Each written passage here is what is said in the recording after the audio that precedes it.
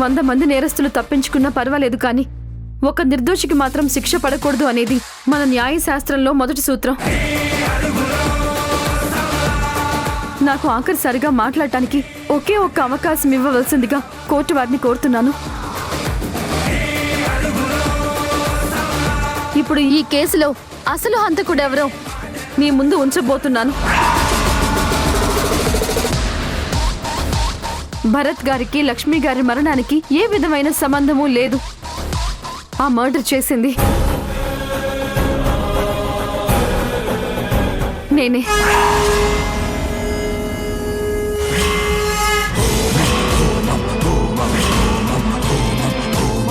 అవోయి చందమామ సోమవారం నుంచి శనివారం వరకు రాత్రి 7 గంటలకు మీ ఈటీవీలో.